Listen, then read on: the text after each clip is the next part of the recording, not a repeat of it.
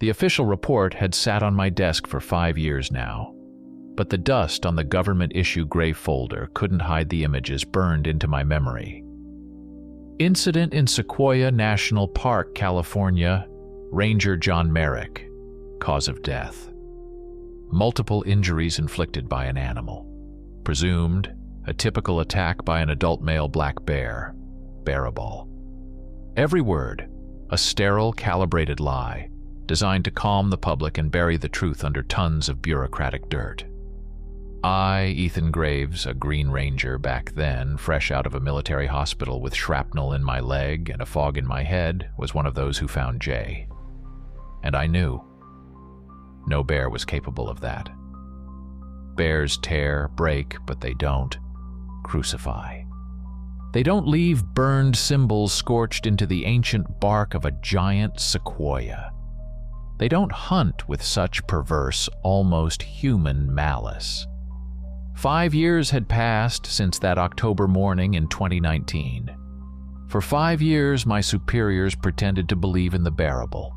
For 5 years, I kept Jay Merrick's diary in my old army safe, its pages smelling of pine needles, sequoia resin, fear, and something else, something ancient and hungry.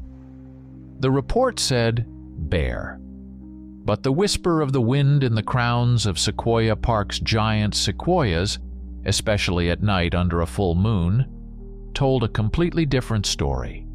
A story about a shadow that glides between the trees on powerful wolf paws with sharp claws. A story about the moon shadow, a werewolf. And that story, I felt it in every cell, was far from over. It was just lying dormant, gathering strength in the darkness, waiting for its hour. And now, in 2024, as the moon once again began to swell with silver over the peaks of the Sierra Nevada, I felt the cold fingers of fear tighten around my throat again. Something was returning to Sequoia Park. Or even worse, it had never left. Summer 2024 in Sequoia Park was humid and unsettling.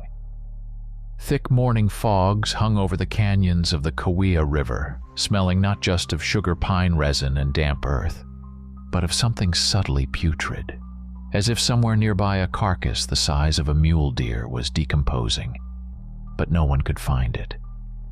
During the day, the sun barely pierced the dense needles of the giant sequoias and white firs, and their branches groaned in the wind, long and mournful, as if sighing under an invisible weight. Strange complaints began to arrive at the ranger office, at first rare, then more and more frequent. Tourists camping in permitted areas spoke of terrifying sounds at night. Not the howl of a coyote, not the roar of a bearable, but something resembling human screams escalating into hysterical, gurgling laughter, or a prolonged, chilling wolf howl that sounded too close and too deliberate. Someone heard a child's whisper right outside their tent. "Play with me." Naturally, the superiors attributed everything to wind in the granite rocks, drunk campers, or the overactive imaginations of city softies. But these stories made me squirm in my chair. Food disappeared from backpacks hung up for the night, not just torn open but neatly accessed, as if by claws, but with an unnatural precision for an animal. And then came worse discoveries. In clearings, near old abandoned prospector trails in the Mineral King area, strange totems began to appear. Grotesque constructions of branches, dry grass, small bones, and clumps of dark, coarse hair, similar to wolf fur but thicker and rougher, tied with what looked like dried sinews. They evoked an instinctive repulsion, as if created by something deeply alien to this forest. But the most disturbing were the tracks. I stumbled upon them myself while patrolling near Crystal Creek, which flows into the Marble Fork of the Kauai River. The mud near the water was trampled. At first I thought it was a large wolf or a cougar, but looking closer, I went cold. The prints were enormous, much larger than the tracks of any known predator in these parts. Clear impressions of powerful paws with 5 toes and deep grooves from non-retractable claws. But the stride was too wide. Sometimes the tracks went in pairs, like a human, and sometimes scattered, like a beast shifting from 4 paws to 2. As if the creature that left them moved unnaturally, its nature tearing between beast and man. I photographed the tracks, sent a report. No response followed. The silence from the main office in Ash Mountain was worse than any excuses. It meant they knew or suspected, and were afraid. These tracks were terrifyingly similar to the ones we found 5 years ago, not far from where Jay was found. And every time I closed my eyes, I saw not only the tracks in the mud, but also his diary, the last entry made by a trembling hand. The voices in the crowns of the giant sequoias were growing louder. The forest was waiting. 5 years ago, in October 2019, John J. Merrick was a living legend of Sequoia Park. 57 years old, 30 of which he had given to this park. A shovel-shaped gray beard, faded blue eyes that had seen everything. From forest fires to poacher ambushes, hands calloused from working with an axe and constant contact with granite and sequoia bark. He knew this forest like the back of his hand, felt its mood, read its signs. He was one of those old rangers who trusted his own instincts and signs more than fancy GPS navigators. When the first strange reports started coming in, the very screams and terrifying howling at night, the missing food, not yet the totems, but already some inexplicable anxiety hanging in the air, Jay initially brushed them off. "Fall craziness among the tourists, Ethan," he'd say to me, puffing on his pipe on the porch of our station at Lodge Pole. "The moon's heading for full, that's why people are acting up." But with each day, his face grew more serious. He spent longer than usual peering at the darkening granite slopes of the Sierra Nevada, listening to the wind. The full moon in these mountains was always considered a bad omen. Old legends of the local Miwok tribes, whom Jay respected, spoke of the moon shadow, a spirit shapeshifter that awakens on these nights.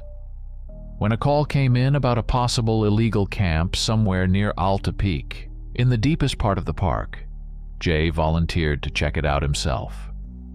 "I'll take a walk for a couple of days," he said to the chief over the radio, trying to sound cheerful. "Clear my head, check the trails before winter." I remember our last conversation by his old pickup truck. He was checking his gear, sleeping bag, tent, kettle, radio, his trusty Remington 870 shotgun. I, still remembering my Army days, blurted out, "Jay, maybe take something lighter? Like an AR-15? Enough to scare a bear, and less to carry." He chuckled. "I'm used to the old girl, Ethan, reliable." Now that foolish advice of mine burns inside me like acid. If he'd had something more powerful, although, who knows, would it have helped against what was waiting for him? He drove off at sunset. The sun was setting behind the jagged peaks of the Sierras, painting the sky in blood-orange hues. The air was unnaturally quiet and heavy for autumn. Jay waved to me. His figure in a plaid flannel shirt and worn leather vest seemed the epitome of reliability and experience. But in his eyes, as he started the engine, I momentarily caught a flicker of doubt, almost fear. As if he felt that this assignment was his last, that he was walking towards something not found in any manual of California wildlife. He drove off into the deepening twilight, under the watchful gaze of the moon swelling with silver. Merrick's diary, Day 1, October 17th, 2019. Slopes of Alta Peak. Weather's turning bad. Skies covered in gray haze. Wind whistles through the granite rocks like a hungry coyote. Got up here by noon, pitched camp near the old overlook, the one the National Park Service built in the 50s. The view from here, of course, is breathtaking, the entire Kauai River Valley laid out like a map. But something's not right today. The air is heavy, pressing on my ears. And this smell. At first I thought it was carrion. A mule deer or a barrable died somewhere. But the smell is strange, sweetish, sickly, with notes of iron? And it's not stationary, it seems to move, rolling in waves with the gusts of wind. Didn't find any illegal camp, of course. There are tourist tracks, but old ones, a week old. But I came across something else. By the creek that flows from the glacier nearby, on the damp ground footprints. At first I thought a large wolf had wandered in, but no. The tracks are enormous, deeper and wider than any wolf track. And the shape? It's wrong. 5 toes. But the pads are massive, and the claws left deep, long furrows, like blades. And the stride. Sometimes it was like a human walking on 2 legs, then it shifted to 4 paws, but with some unnatural broken gait. I followed the tracks for about half a mile. They went strangely, not straight, but in zigzags, sometimes circling, as if whoever left them couldn't decide on a direction, or was fighting with itself. A couple of times the tracks went up to trees, old sugar pines, and on the bark, about 7 or 8 feet high, there were fresh scratches, deep, parallel furrows. Not bear scratches, too narrow and sharp.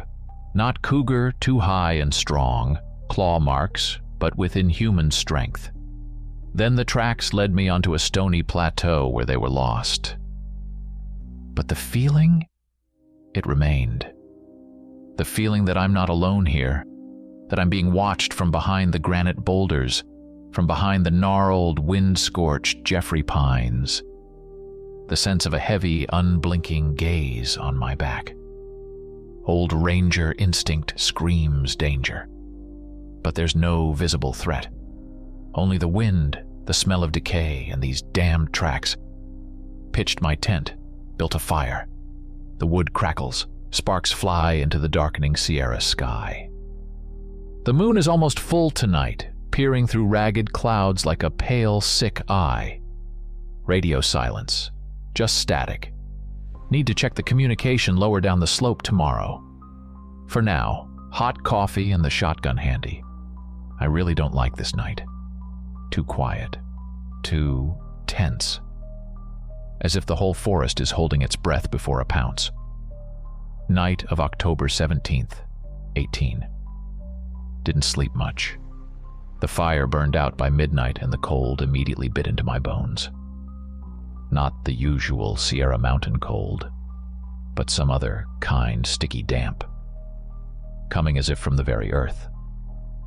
The wind died down, but the silence brought no peace. On the contrary, it became ringing, tense, full of unspoken threats. Around 2 a.m, I heard it.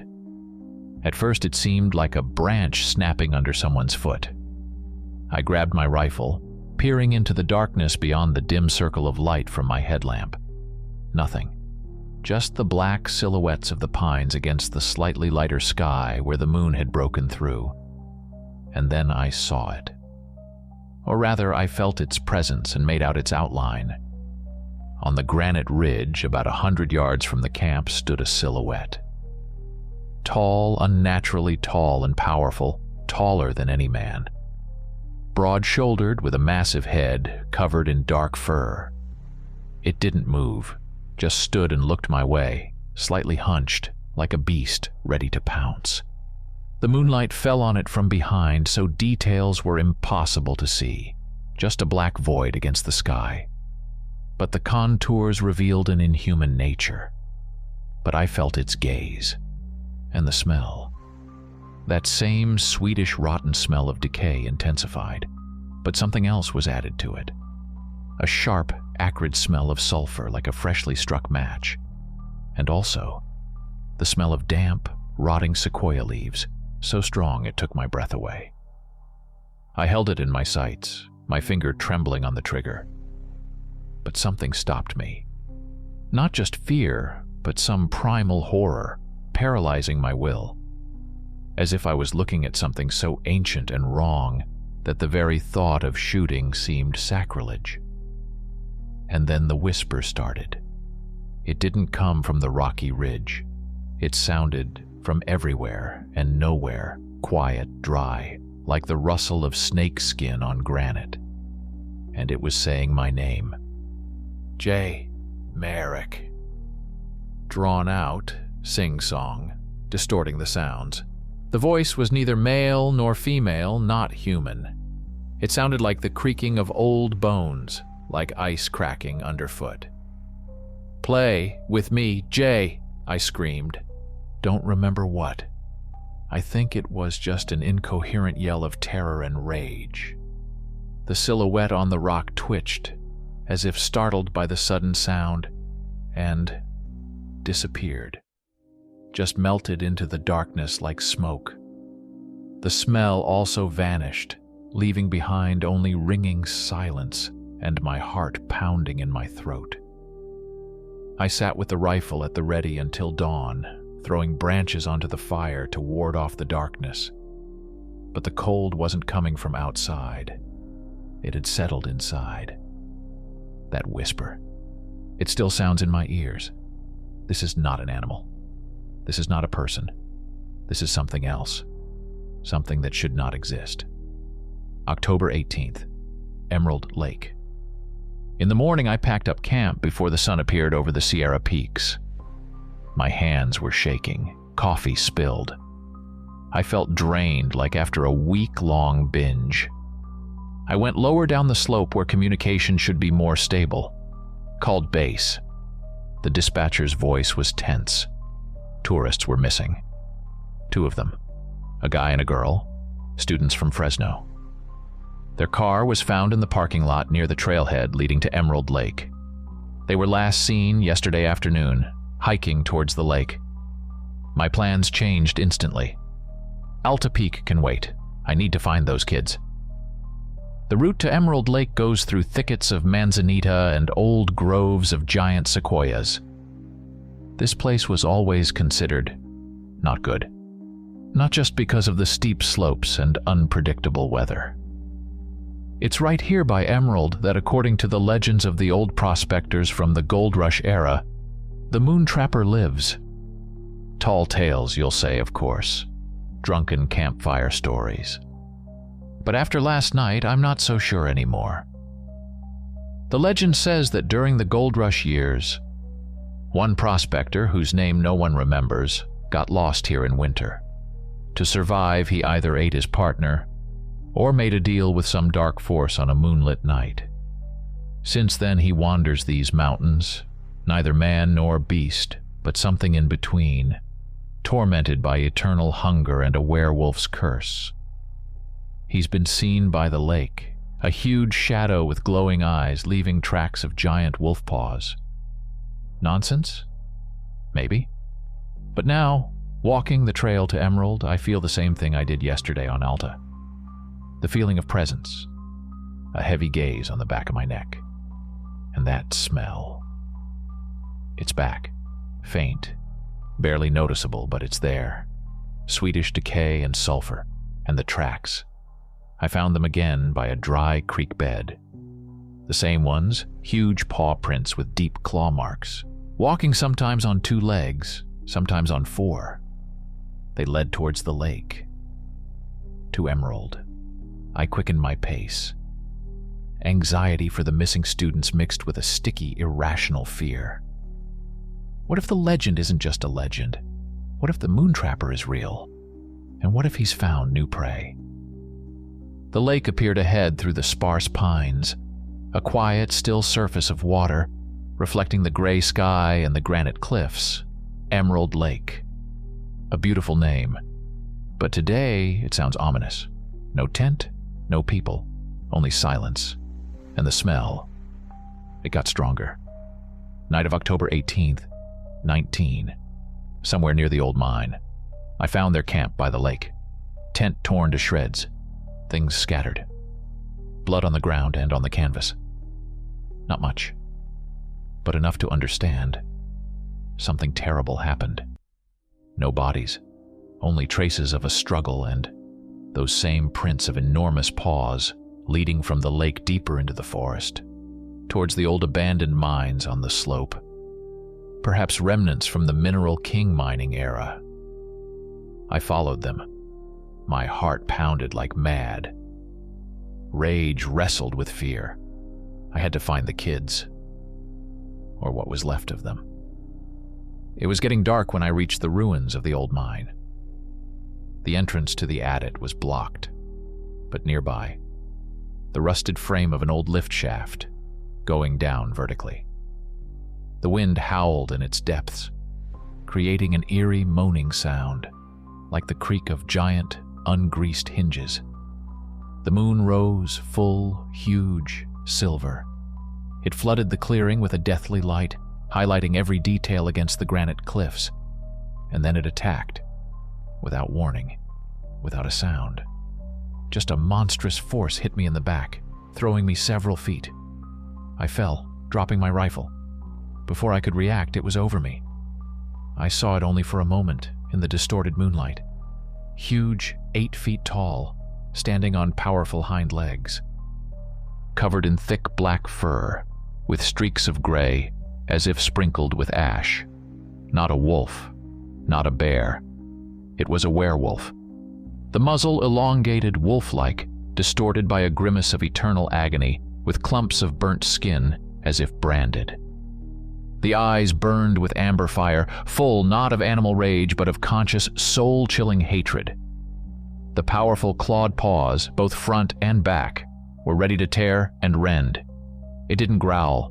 It laughed. A dry, crackling laugh, like scraping stones.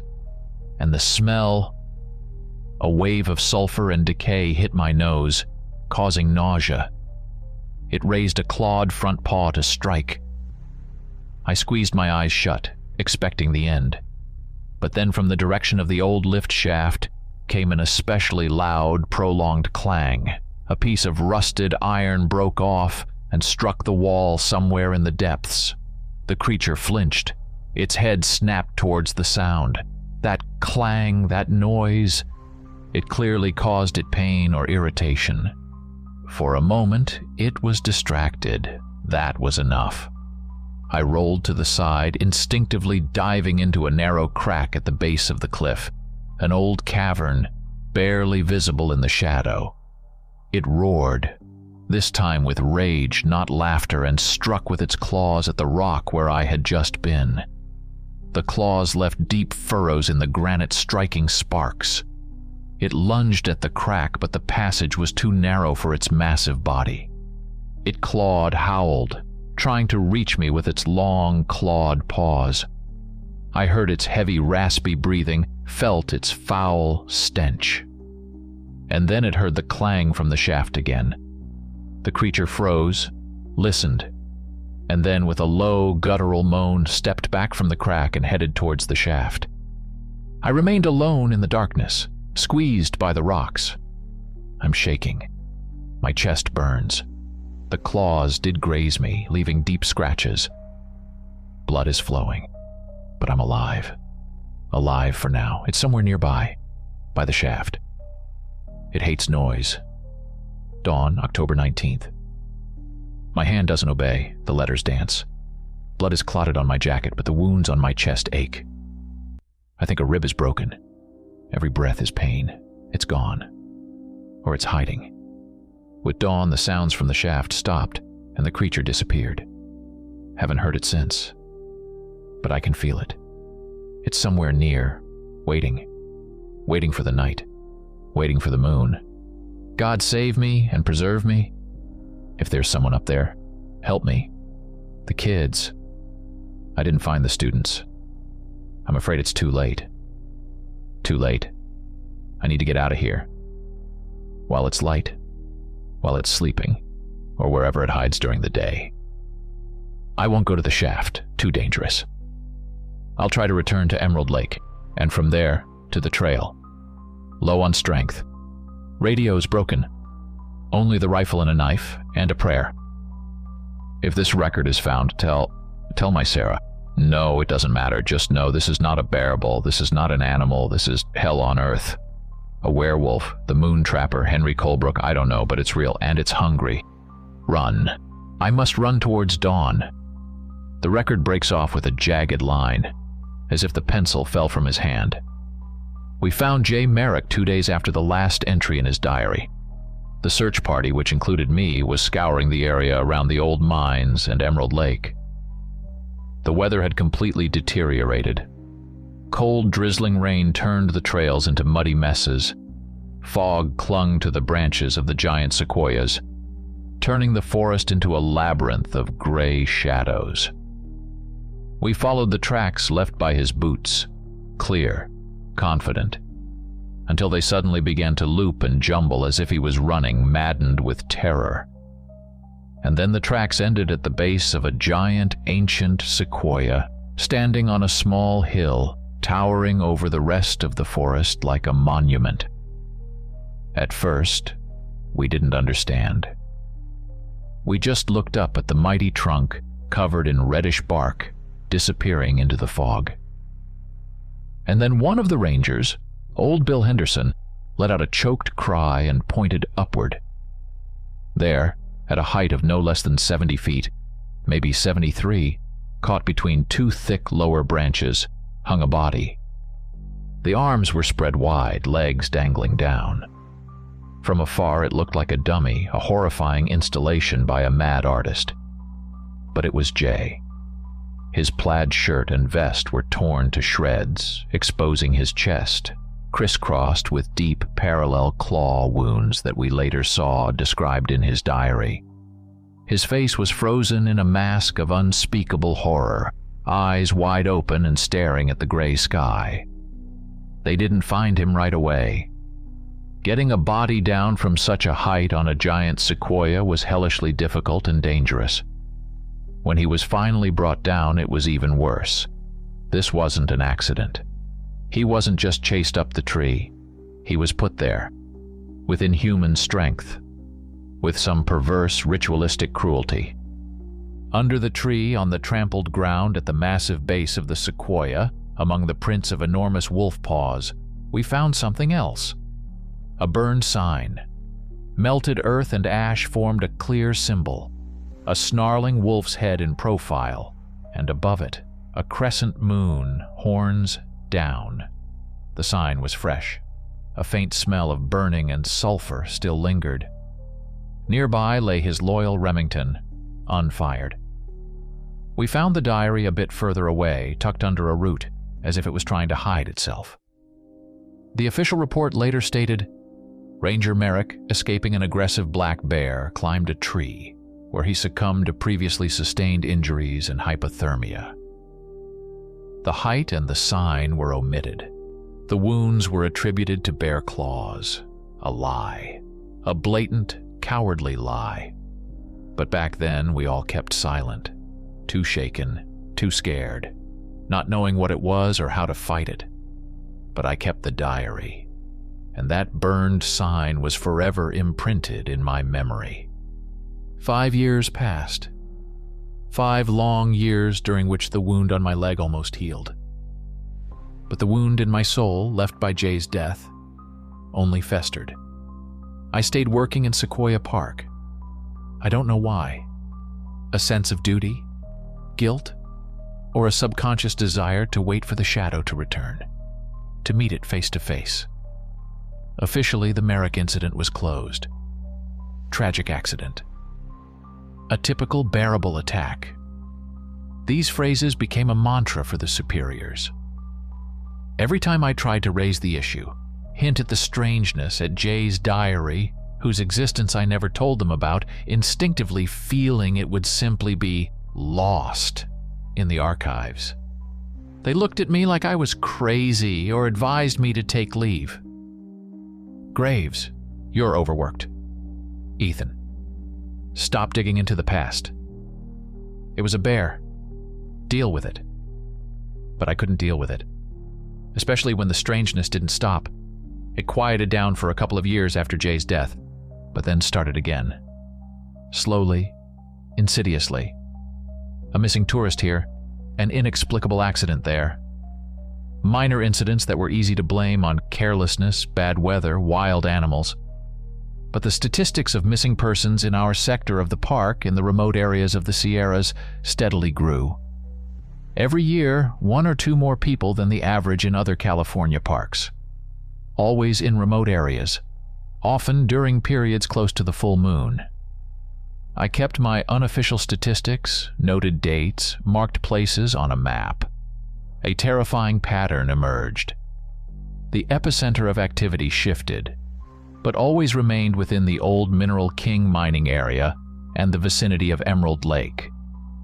My reports on suspicious findings, strange tracks of enormous paws, mutilated animal carcasses, complaints about night screams and howling were put under the rug.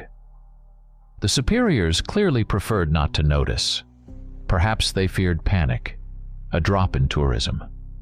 Perhaps they knew more than they said, and were connected by some old secret or order from above. For 5 years I kept Jay's diary in my safe. Reread it hundreds of times, trying to find a key, a clue. For 5 years the silence on the radio and in the offices weighed on me. And then, in the spring of 2024, when another solo tourist disappeared without a trace in the Alta Peak area, and a blurry photo was found on his phone in his abandoned car, a dark, powerful werewolf silhouette against the trees, in which a single amber eye gleamed ominously. My patience snapped. Official channels were useless. I had to act differently. I remembered an old forum for survivalists and paranormal researchers, where truly strange stories from the remote areas of California and other places sometimes surfaced.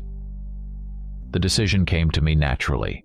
Risky, insane, threatening my job and my reputation as a lunatic. But I couldn't be silent anymore. I decided to publish Jay Merrick's diary, anonymously. Let the world know what lurks in the shadow of the giant sequoias. Let at least someone be warned. Story 2. My name is David Miller, and I gave the better part of my life to the United States Forest Service. Now I'm retired, and my days flow slowly, like resin down pine bark. They hold much silence, but little peace. This silence is deceiving because in my head, the echoes of what happened in the fall of 1993 in Shawnee National Forest still ring. This story is the source of my nightmares, the cold sweat on my pillow at night, the reason I jump at every branch cracking outside my window. Many years ago, I was forced to sign a non-disclosure agreement. Paperwork with official stamps, thick folders marked secret, and the stern faces of men in suits who promised nothing good if I dared to speak. They said it was for the public good, to not so panic. But whose good were they truly protecting? Their own? The park's reputation? Or were they trying to hide something that has no explanation in their neat reports? Silence became my burden, heavy as a granite boulder that I dragged with me for decades. I saw many strange things during my years serving in the forests.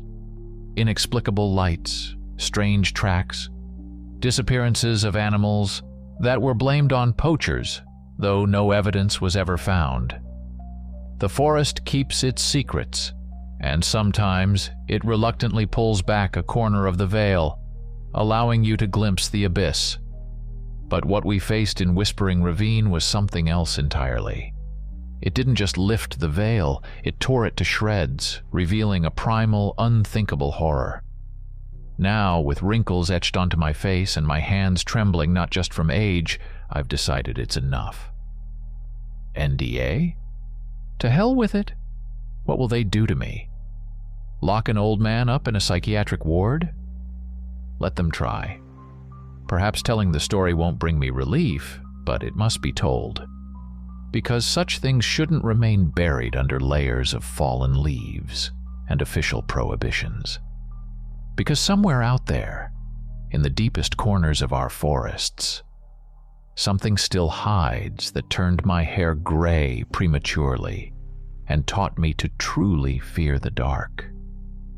I will tell you about the dogs of Whispering Ravine, about the day the forest showed us its teeth, and about how I lost everything but my own life, which perhaps was left to me only so that I would remember. And I remember.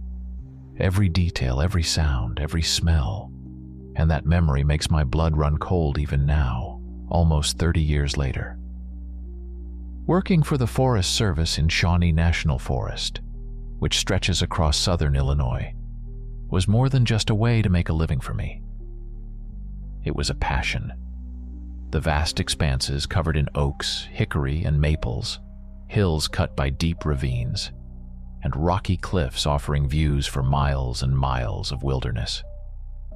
We handled the routine tasks, marking trees for logging, preparing sites for new plantings, maintaining trails, fighting forest fires. The work was hard, but honest. You felt like you were part of something big, ancient.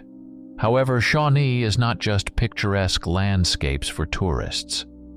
It's a place with a history full of dark spots, a place where it's easy to get lost, not just physically, but also to encounter something that doesn't fit within the bounds of the ordinary world.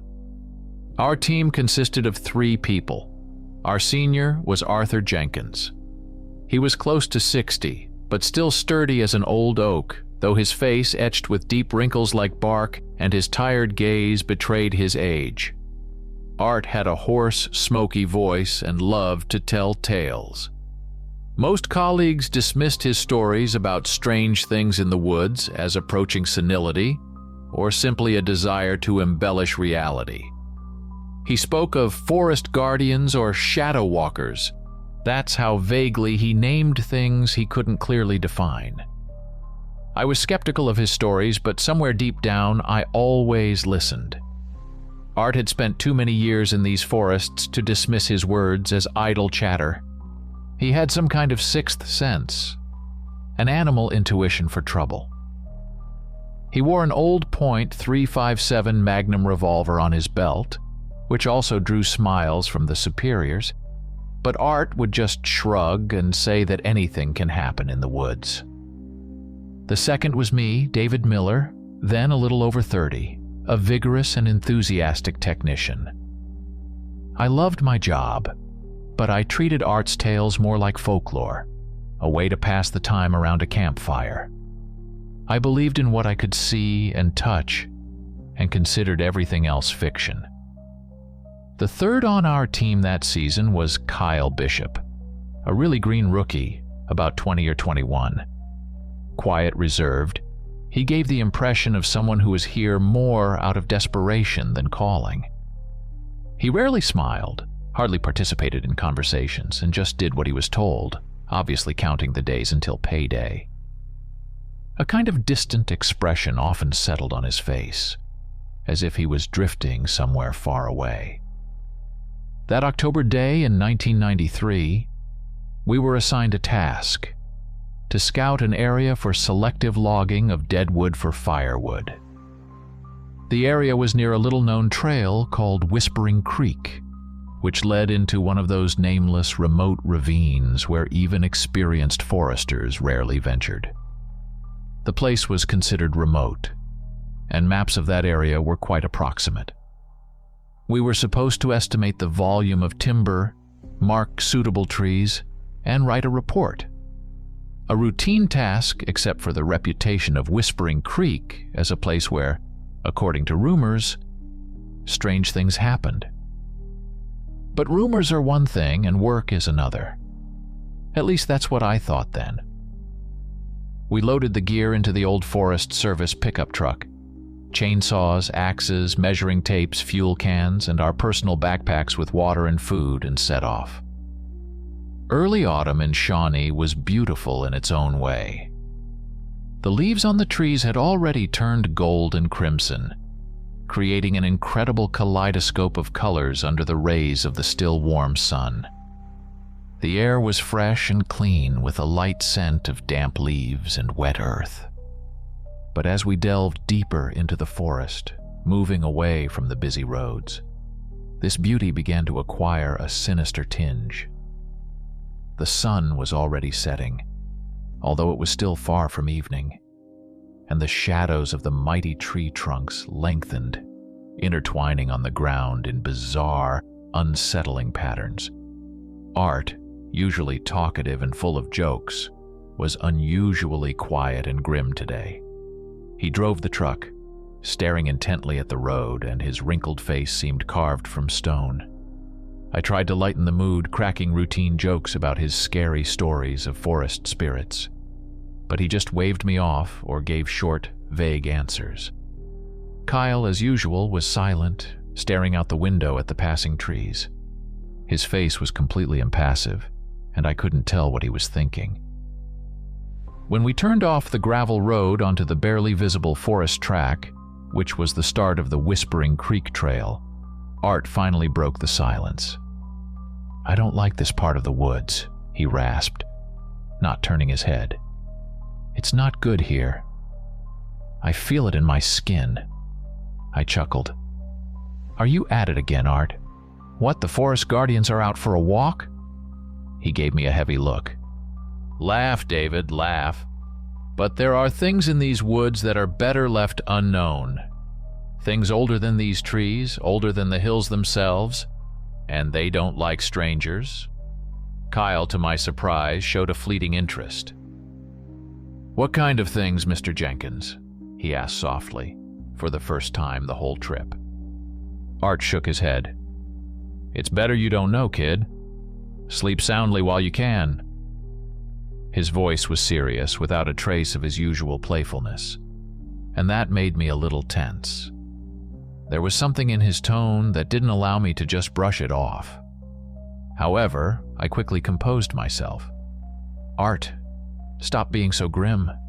We have a job to do. Let's focus, mark the trees, and get back before dark." The truck bounced over roots and bumps, slowly making its way deeper into the forest. The trail became narrower, the thickets on the sides thicker. Sunlight barely filtered through the dense canopy of leaves. Soon we reached a small clearing where the trail forked. One, more noticeable, continued along the creek, while the second, barely discernible, turned into a dark, overgrown ravine that didn't even have a name on our maps. That was exactly where we needed to go. Art killed the engine, and silence fell. Thick, almost palpable. "Well," he said, pulling his .357 Magnum from its holster and checking the cylinder. "Here we are. Whispering Ravine awaits." The whisper in the ravine's name suddenly didn't seem poetic at all. We unloaded the necessary gear axes for marking, paint cans, measuring tools. We decided to leave the chainsaws in the pickup for now, planning to come back for them if we found a suitable area for logging. Art took one more look at the dark entrance to the ravine, shook his head, and was the first to step into the thick tangle of hazel and wild grape that almost hid the narrow path. I followed him, and Kyle brought up the rear of our small procession. The ravine greeted us with dampness and coolness. Here, under the dense intertwining crowns of old oaks and beeches, an eternal twilight reigned. Sunbeams, if they pierced through at all, were only thin, trembling threads, unable to dispel the thick shadows. We walked about half a mile, marking suitable dead trees along the way when Kyle unexpectedly stopped. "I need to step away," he said quietly, avoiding looking us in the eye, "to take care of something." Art nodded. "Go ahead, but not for long. And don't wander far, it's easy to get lost here." Kyle nodded silently and disappeared into the thick thicket of fern and blackberry, a little off the barely visible trail. Art and I were left alone. I sat down on a fallen tree to catch my breath and make a note in my notebook. And then I noticed it. The forest around had become unnaturally quiet. All the usual sounds had disappeared. There was no bird song, no chirping of cicadas, no rustling of leaves from a scurrying animal. Even the wind, it seemed, had stilled in the treetops. An almost absolute oppressive silence fell, making my ears ring. The air, already cool in the ravine, became noticeably colder, as if someone had opened the door to a huge refrigerator. An unpleasant chill ran down my spine. "Hear that?" Art whispered, his eyes restlessly scanning the surroundings. "Silence," I replied, also in a whisper. "Too quiet." Art gripped the handle of his revolver. "They know we're here," he muttered so softly I could barely hear him. "They always know." I was about to joke with him again, but the words stuck in my throat. The atmosphere was too heavy, too wrong. This wasn't the peaceful quiet you sometimes find in a deep forest. This was the silence of anticipation, the silence of a lurking predator. 5 minutes passed, maybe 7. Kyle still hadn't returned. I started to worry. "Kyle," I called out, not too loudly. "Are you all right?" There was no answer. "I'll go see what's up with him," I said to Art, getting up. But before I could take a step, Kyle appeared from the thicket, a little ways from where he had gone. He was moving strangely, smoothly, almost silently, which was uncharacteristic of him. Usually he moved quite awkwardly. He came up and stood next to us, not saying a word. And then I noticed subtle yet disturbing changes in him. His eyes. A strange, wet gleam appeared in them, almost phosphorescent, like an animal caught in a flashlight beam in the dark.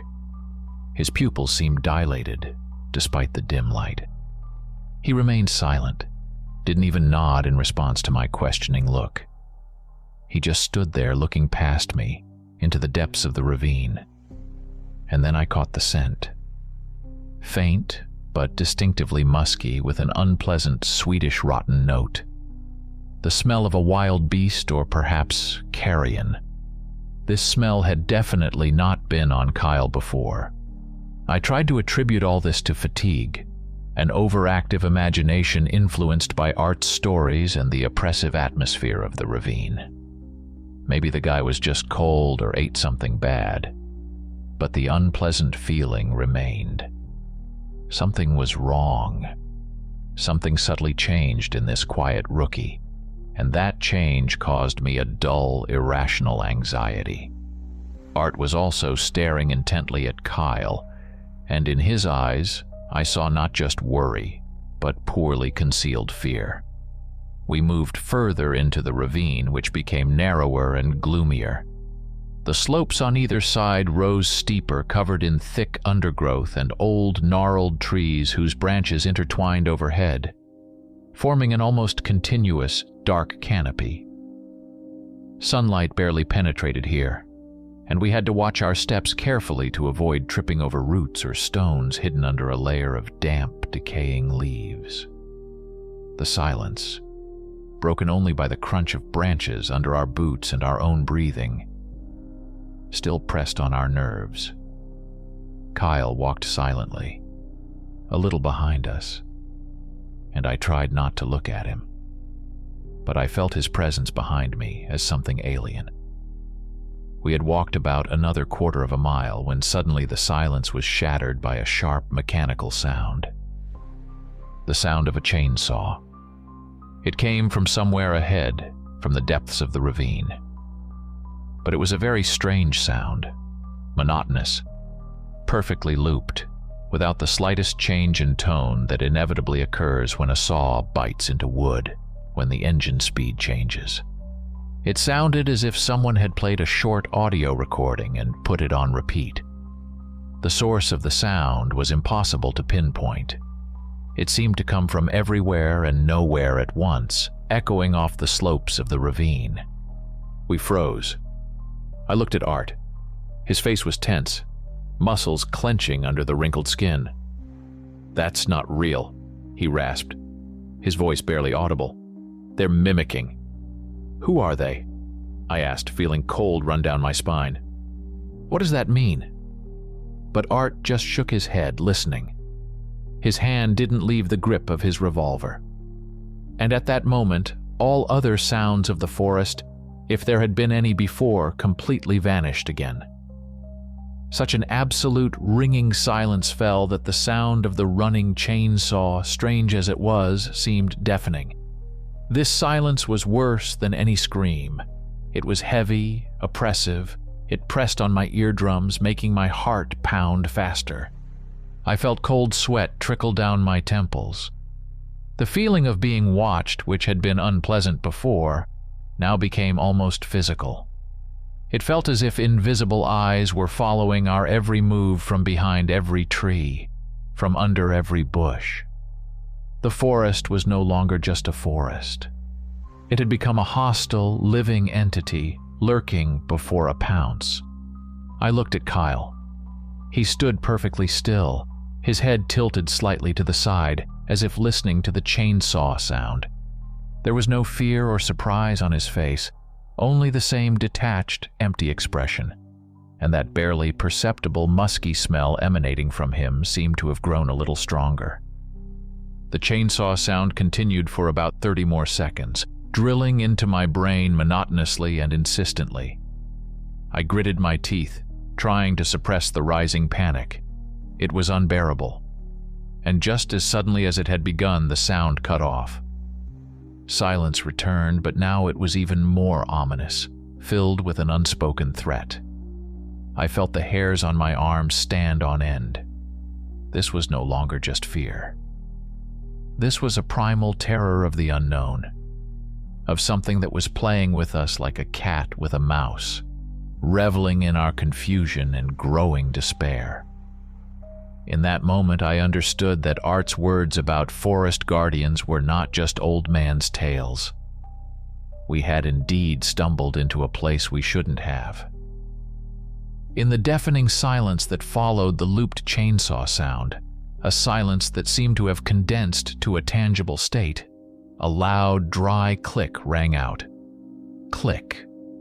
Instinctively, I turned at the sound. Art stood half-turned towards me, his face contorted by a mixture of rage and fear.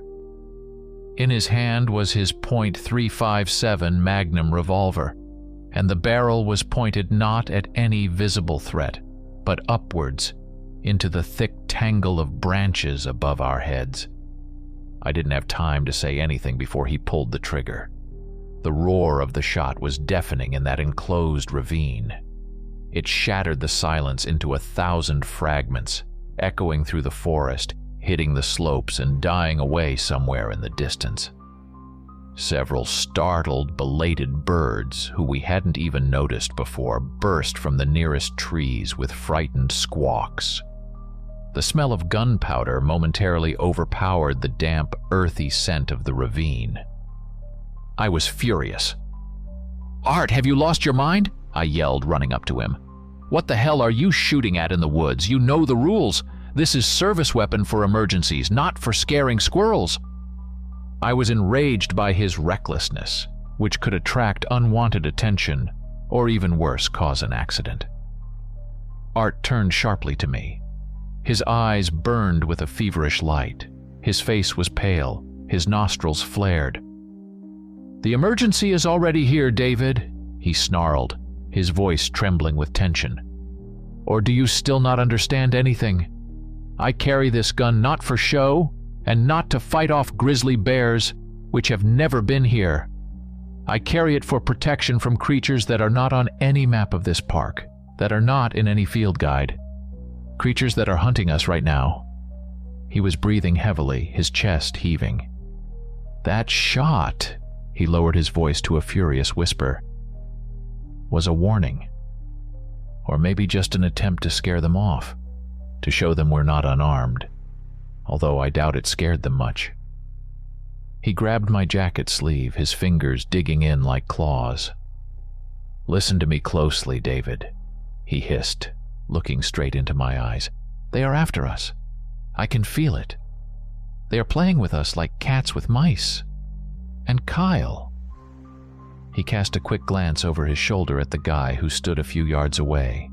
"That's not Kyle anymore?" "I don't don't know what it is, but it's not him. They can fake things, change appearance, mimic anything, but not perfectly. There's always some small detail, some wrongness. Art nodded towards Kyle. Did you see his reaction to the shot? He didn't even flinch, though I fired practically over his ear. Any normal person would have jumped 10 feet. I slowly turned my head and looked at Kyle. Art was right. Kyle stood perfectly still like a statue. A strange, empty, almost blissful smile was frozen on his face, completely out of place with what was happening. But the most terrifying thing was in his eyes. They seemed like absolutely black voids, bottomless wells that reflected none of the dim light of the ravine. There was no fear, no surprise, no human emotion at all. Only cold, detached curiosity that sent an icy shiver down my spine. The musky smell emanating from him seemed even more distinct now, and to it was added a faint, barely noticeable scent of fresh blood. The blood froze in my veins. Art was right. This was not Kyle. "We need to go back to the truck immediately." Art's voice was tense but firm. He lowered the revolver but didn't holster it. "Walk fast, don't look back, and stick together." He looked at me, and in his eyes I saw despair mixed with a kind of grim determination. I nodded, unable to utter a word. Fear gripped my throat in an icy vice. The thought that Kyle wasn't Kyle, but something else pretending to be him, was monstrous. Before we could take a step from behind the thick thicket ahead of us, from somewhere in the impenetrable darkness of the ravine, that same looped, monotonous chainsaw sound came again. But now it was different. Another sound was added to it, a distinct metallic click, exactly mimicking the cocking of Art's revolver. The sound repeated several times. Bzzz, click. Bzzz, click. It was such an accurate imitation that for a moment I thought Art was cocking the hammer again. But his hands were still. In the twilight between the trunks of old, mossy trees about 30 yards away, I noticed movement. Something tall, dark, shapeless. It was slowly emerging from the shadow, and at first, I mistook it for a very dried, twisted tree. But then it moved again, and I realized it wasn't a tree. It was a figure, no less than 8 feet tall, maybe even 9. Incredibly thin, almost skeletal, with long, disproportionate limbs. The skin, or what seemed to be skin, was pale, almost gray, and stretched tightly over protruding bones, like parchment. The creature slowly turned its head towards us. The head was disproportionately large, elongated, and ended in a long, narrow muzzle like that of a huge dog or wolf. Sharp, erect ears twitched nervously, catching the slightest sound. And then it made a sound. First, it was that same click, imitating the revolver's action, and then a distorted mechanical roar of a chainsaw, erupting from its maw. The sound was so loud and unnatural that my ears rang. At that moment, I turned to look at Kyle, or at what had been Kyle, but he wasn't there. The spot where he had just stood was empty. He had vanished, just disappeared as if dissolved into the damp air of the ravine, without making a sound, without leaving a trace. My stomach clenched with terror. Where had he gone? Was he in league with this creature? Or had he been taken too? Before I could even fully process this, Art screamed, his voice rising to a shriek. "It's a dog man! Run! David, run to the truck! Run!" Before we could take a step from behind the thick thicket ahead of us, from somewhere in the impenetrable darkness of the ravine, that same looped, monotonous chainsaw sound came again. But now it was different. Another sound was added to it, a distinct metallic click, exactly mimicking the cocking of Art's revolver. the sound repeated several times. Bah, click! Bah, click! It was such an accurate imitation that for a moment I thought Art was cocking the hammer again, but his hands were still. In the twilight between the trunks of old mossy trees, about 30 yards away, I noticed movement. Something tall, dark, shapeless. It was slowly emerging from the shadow, and at first I mistook it for a very dried, twisted tree. But then it moved again, and I realized it wasn't a tree. It was a figure, no less than 8 feet tall, maybe even 9, incredibly thin, almost skeletal, with long, disproportionate limbs. The skin, or what seemed to be skin, was pale, almost gray, and stretched tightly over protruding bones like parchment. The creature slowly turned its head towards us. The head was disproportionately large, elongated, and ended in a long, narrow muzzle, like that of a huge dog or wolf. Sharp, erect ears twitched nervously, catching the slightest sound. And then it made a sound. First, it was that same click, imitating the revolver's action, and then a distorted mechanical roar of a chainsaw erupting from its maw. The sound was so loud and unnatural that my ears rang. At that moment, I turned to look at Kyle, or at what had been Kyle, but he wasn't there. The spot where he had just stood was empty. He had vanished, just disappeared, as if dissolved into the damp air of the ravine, without making a sound, without leaving a trace. My stomach clenched with terror. Where had he gone? Was he in league with this creature, or had he been taken too? Before I could even fully process this, Art screamed, his voice rising to a shriek. "It's a dog man! Run! David, run to the truck! Run!" He spun around and, stumbling, bolted back along the trail, the way we had come. I froze for a moment, paralyzed by the sight of the monster, which now slowly straightened to its full, colossal height, its silhouette clearly outlined against a slightly lighter patch of forest behind it. Its eyes, I couldn't see their color, but I felt their gaze, cold, scrutinizing, full of inhuman malice. Art's scream jolted me out of my stupor. Self-preservation, primal and all-consuming, took over. I turned and ran after Art, dropping my notebook and pencil, the only things in my hands, onto the ground. Adrenaline surged through my bloodstream in such a powerful wave that my legs carried me forward on their own, leaping over roots and fallen logs, ignoring the branches whipping my face. The creature, this dogman, as Art called it, let out a prolonged soul-chilling howl, a mixture of growling, whining, and that same distorted chainsaw sound. And immediately it rushed after us with incredible, unthinkable speed for its size. I glanced back and saw how it moved, not on 2 legs, like a human, but on 4, like a huge beast, its long limbs thrusting forward with monstrous power. Yet its back remained high off the ground, maintaining its great height. It wasn't running.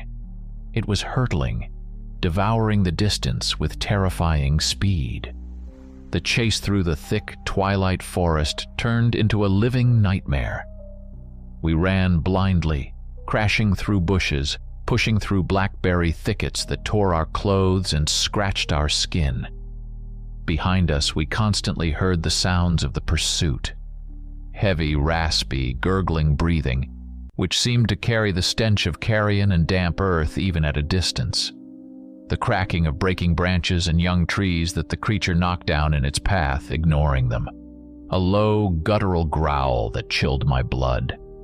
I felt their presence almost physically, like a crushing wave of terror rolling in from behind. "There's more than one," Art gasped, out of breath, running slightly ahead. I didn't understand at first, but then I heard it too. The growling and the cracking branches came not only directly from behind, but also from somewhere to the side, from the depths of the forest to our right and left. They were driving us like a pack of wolves cornering their prey, cutting off our retreat. The realization of this stripped me of my last hope. We were trapped. At some point, when we burst out onto a small clearing covered in tall grass, I caught a glimpse of one of the creatures, running parallel to us, about 50 yards away, among the trees. It was slightly smaller than the first one, but no less horrifying.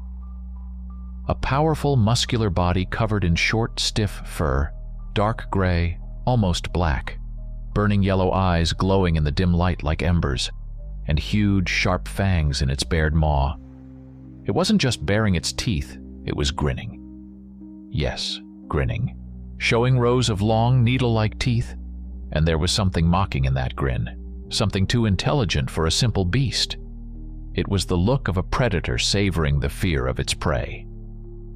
I turned away, afraid to meet its gaze, and increased my pace, though I had almost no strength left. My lungs burned, my legs were giving out, but fear drove me forward. We ran, it seemed, for an eternity, although in reality, perhaps no more than 10 or 15 minutes passed. The ravine was left behind. We had broken out into a more open area where the trees were sparser, but the landscape was hilly and rugged. Art, despite his age, kept up well, his many years of survival experience in the woods showing. He guided me, choosing the most passable areas, trying to lead us back to the road, to the safe pickup truck. By his calculations, we should have already reached the clearing where we left the truck. And then, gasping for air, we burst out from behind another line of trees into an open space. It was indeed a clearing, but our truck wasn't there. Before us stretched the same forest, receding into the distance as far as the eye could see. No signs of a road, no traces of civilization. Only endless trees and the deepening twilight. A feeling of disorientation and utter despair overwhelmed me. We were lost. Or something had deliberately led us astray into this wilderness. No, it can't be. Art whispered, stopping and looking around in confusion. His face was gray with fatigue and terror. At that moment, he apparently lost his balance or stumbled over a root hidden in the grass. He cried out and fell heavily to the ground. I rushed to him, but it was already too late. "Art!" I yelled, reaching out my hand to help him up, but he just waved me away. "Run, David!" he screamed, his voice full of pain and desperation. "Run and don't stop. Save yourself. Don't wait for me." His eyes were fixed somewhere behind me, and such horror was frozen in them that I went cold. I hesitated for only a fraction of a second. The desire to help my old friend wrestled with the animal fear for my own life. But that fraction of a second decided everything. From behind the trees, from where we had just run out, it leaped onto the clearing, the very first dogmen we saw in the ravine. But now it looked even more massive, even more beast-like. Perhaps it was another one, even larger, or the same one somehow changed, swollen with rage and hunger. Its fur seemed darker, almost black, and its eyes burned with hellish red fire. It moved with incredible speed, and before I could do anything, it reached Art. I saw a huge clawed paw, more like a bear's paw than a dog's, come down on the old man's chest. A sickening, wet crunch of breaking bones rang out. Art screamed, a short, broken cry, full of inhuman agony. Then the monster bent over him, and I saw its huge maw with rows of razor-sharp teeth close on. I couldn't watch. I turned away, but the sounds of tearing flesh, of slurping, punctuated by Art's gurgling, dying gasps, were seared into my memory forever. The air filled with a thick, nauseating smell of fresh blood and decay which made me want to vomit. I knew Art was dead, savagely, monstrously torn apart, and there was nothing I could do. just stand and listen as he was killed. That moment broke something inside me. Terror, primal and all-consuming, gave me strength. The image of the torn art, the sounds of his dying agony, the stench of blood, all this mixed into one monstrous cocktail that spurred me on, made me forget about fatigue and pain. I turned and ran. I ran like I had never run in my life, blindly, not thinking about anything except getting far away from this damned place, from these creatures. The sounds of pursuit behind me grew louder, closer. Growling, heavy breathing, the clatter of claws on stones. But now something new was added, something even more horrifying. Distorted mimicry. They began to imitate the sounds they had just heard. I heard Art's dying scream, distorted, stretched out like a mocking parody.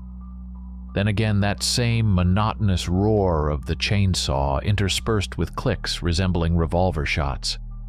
It was a psychological attack, designed to break me, to drive me insane, and it almost succeeded. I ran, gasping and sobbing with fear, feeling my sanity begin to desert me. The forest around turned into a blurred green smear.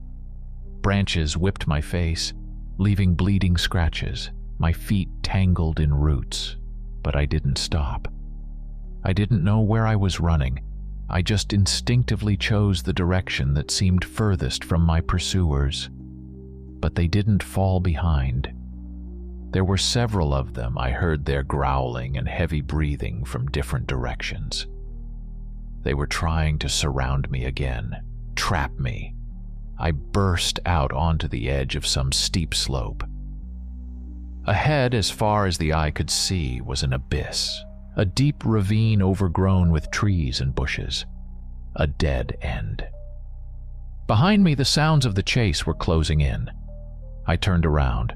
A few dozen yards away, between the trees, dark silhouettes flickered. They were close now. Too close. Despair flooded me. There was no choice.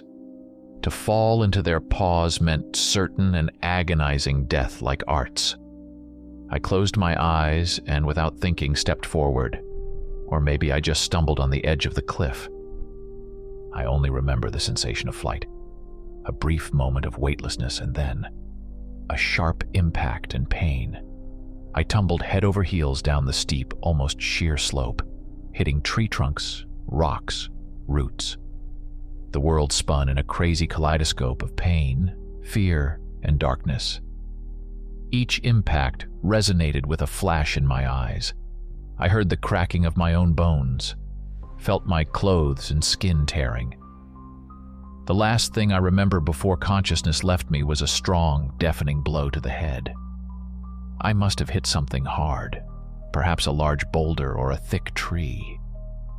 A bright flash of pain shot through my skull, and the world plunged into absolute impenetrable darkness. Before blacking out, I thought for a moment I heard above me, on the edge of the cliff, a triumphant, multi-voiced howl. The howl of the dogs of Whispering Ravine. Consciousness returned slowly, agonizingly. At first, there was only a ringing in my ears and a pulsating pain throughout my body, especially in my head. Then I felt I was lying on something soft and I heard muffled voices. I tried to open my eyes, but my eyelids were heavy as lead. When I finally managed, a bright light stung my eyes, making me squeeze them shut again. I tried once more, and gradually my vision focused. Two faces in blue uniforms were leaning over me. Paramedics. One of them was shining a small flashlight in my eyes. The other was speaking rapidly into a radio. I was lying on a stretcher. People were bustling around. The bright light came from spotlights mounted on a large vehicle with red flashing lights. An ambulance. I tried to say something, but only an inarticulate gasp escaped my throat. "Calm down, sir, calm down," one of the paramedics said, noticing I had regained consciousness. "You're safe. We'll take you to the hospital." My head was splitting. My body was one big wound. I tried to remember what had happened. but my thoughts were jumbled, and the memories were fragmented and nightmarish. The dark forest, the growling Art's scream. Later in the hospital, when I had recovered a bit after painkillers and initial treatment of my wounds, they told me how I was found. I was discovered by a truck driver, a long-haul trucker, on the shoulder of Interstate 57. It was early morning before dawn. According to him, I had literally spilled out of the woods right in front of his semi-trailer truck. He barely managed to brake in time to avoid running me over. I was unconscious, covered in blood, dirt, and torn clothes. The most incredible thing was that the place where I was found was approximately 50 miles from the area of Shawnee National Forest, where Art, Kyle, and I had been working. 50 miles. How could I have ended up so far away, being seriously injured and unconscious? I couldn't have walked that distance, especially in that state. I couldn't have been driven. My clothes were torn to shreds and my body was covered in abrasions and bruises typical of a fall and pushing through dense forest, not a car ride. The doctors diagnosed me with severe head trauma, multiple bruises, broken ribs, and deep lacerations, and also temporary aphasia, loss of speech. I could understand what was being said to me, but I couldn't utter a single word myself. It was terrifying. I wanted to tell them what had happened, to warn them, but I couldn't. I was trapped in my own body, in my own head, alone with my nightmares. How did I survive the fall into the ravine? How did I end up 50 miles away on the shoulder of a busy highway? These questions haunted me, but there was no answer. The doctors attributed my disorientation and subsequent incoherent attempts to explain things to the head trauma. No one believed what I tried to tell them when my speech partially returned. My story about giant dog-headed creatures mimicking sounds sounded like the raving of a madman, and I couldn't blame them. I wouldn't have believed it myself if I didn't know that it had all happened. The recovery in the hospital was long and painful. The physical wounds healed, but the scars on my soul were much deeper. The aphasia gradually receded, but when the ability to speak returned, my testimony about what happened in Whispering Ravine was deemed confused, improbable, a result of the shock and head trauma I had experienced. The official version stated that our team had likely gotten lost. I had been injured in an accident, and Art Jenkins and Kyle Bishop, they were declared missing. Search operations were organized. For several weeks, rescuers, volunteers, and Forest Service staff combed the area of Shawnee where we had been working. They found our pickup truck in the same clearing at the trail fork. They found the gear we had left behind, but no trace of Art or Kyle. Not a single clue. As if they had simply dissolved into the air, just like the Kyle who was no longer Kyle. One day, while I was still in the hospital, I was visited by two men. Men in strict, nondescript suits, with serious faces and cold eyes. They introduced themselves as Forest Service employees, although I had never seen them before, and they looked more like government agents than foresters. They questioned me at length and in detail about what had happened. I told them everything exactly as it was, hiding nothing, not even the most outlandish details about the dogmen and their mimicry. They listened carefully, without interrupting, without showing any surprise or disbelief. And then they placed papers before me. A non-disclosure agreement, an NDA.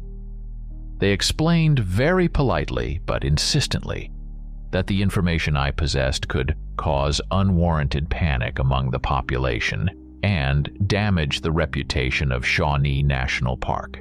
I was strongly advised to sign, subtly hinting at very serious consequences in case of refusal or if I decided to tell anyone about my fantasies.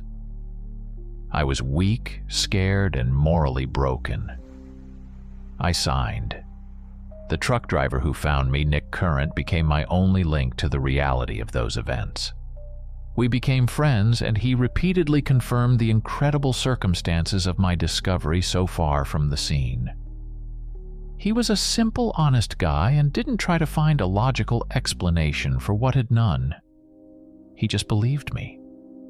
Years passed. Decades.